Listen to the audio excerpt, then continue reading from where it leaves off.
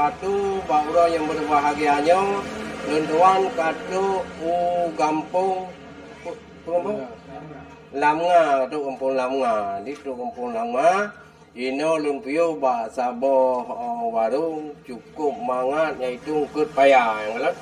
Kepaya kuapli nan warung ji spesifik Montasi. Alhamdulillah Allahu Rabbi yang maha suci maha kuasa.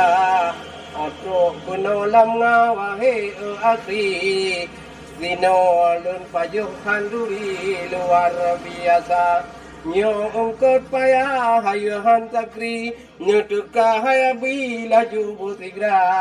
Dari timpang anu galung langsung kumari. Wahai akhi butuk nutuka. Lewan kanto camat hebat antakri.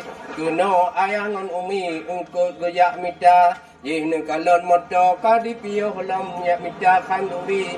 Ayuhan takri wahai cidara. Nyan pat urang mekat hebat hantakri.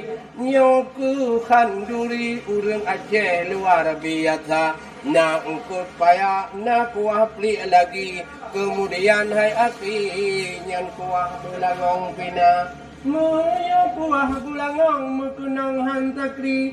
Digogo hayabi kenano teka. Di gampong di tino hebat hantakri. Nyan kalon kabiak meca kanduri laju nontigra. Alhamdulillah puja ku Tuhan yang pujian alam langit ngondonya. Di Aceh Rayu putlok air rakan memacam ragam menukar rasa. Nyepat dengan udah muka nan tengku Ridwan. Nyo tengku Ridwan. Wahai rakan luar biasa.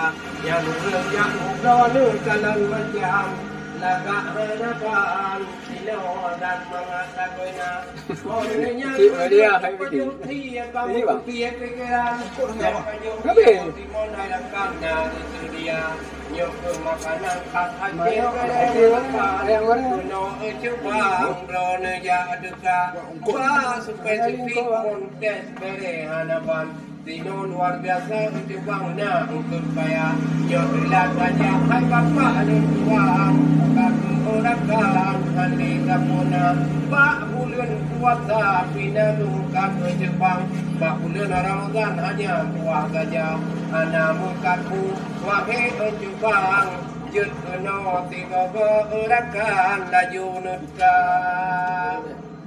Jadi enam dari ulun tuan menyo nejak tigogo nejak keno dari simpang nu Gandung nu mau keno lewat kantor camat nan kampung nang raya Lamnga salah nang kampung Lamnga yaitu spesifik Montes khusus kuah ungkut payah dan kuah belangong lupa mengkenong onte rata di Aceh Rayu utruk nelangkah umi ngelayah kenong nu duka menu makanan air melempah nyo ciri khas Aceh Kutaka. Ini nama tuan dari Lunduan. Assalamualaikum warahmatullahi wabarakatuh.